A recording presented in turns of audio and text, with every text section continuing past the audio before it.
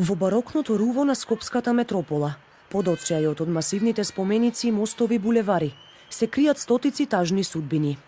Во центарот на градот, а сепак скриени од очите на јавноста, живеат како чергари. Денес се тука, утре кој знае каде. Кај ќе идеме, таму идеме.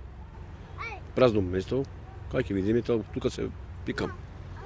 Сенат живее на кејот на Вардар во центарот на градот.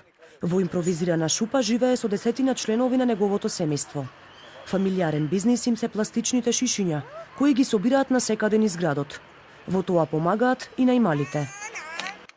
Работиме по кандина, по шишина. Сега дојде од кан тебе позади количката. Отиде во дверот, најдем нешто да правам за моите деца. Да. Али Роберто, лело. Што да правиме што? Немаме кај да одиме. Децата не одат на училиште, иако дел од нив досега требало да почнат.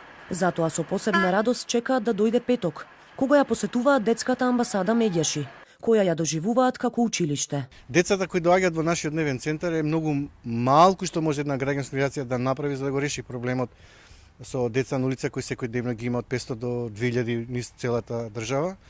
Едноставно тие се некогаш и принудени да заработуваат затоа што не работи ниту еден во семејството, живеат во субстандардни услови.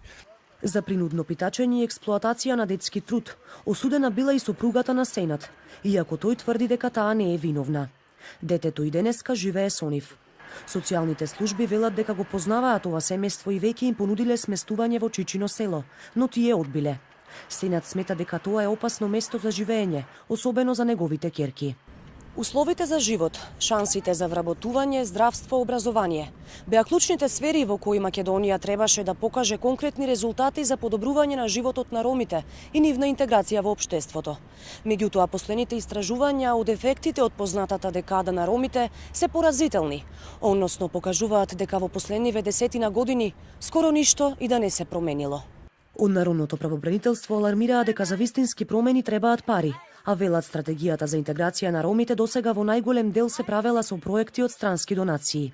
А за вистински промени треба многу работа, потенцираат и од детската амбасада.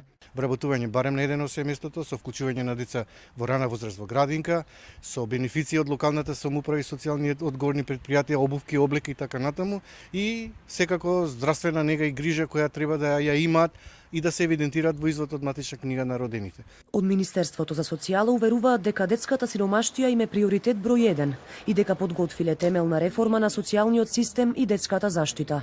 Најавуваат повисока социјална помош, вработување на ранливите и повисок детски додаток.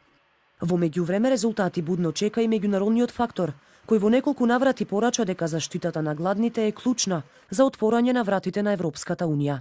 А до тогаш ќе ѕиркаме низ клучалката.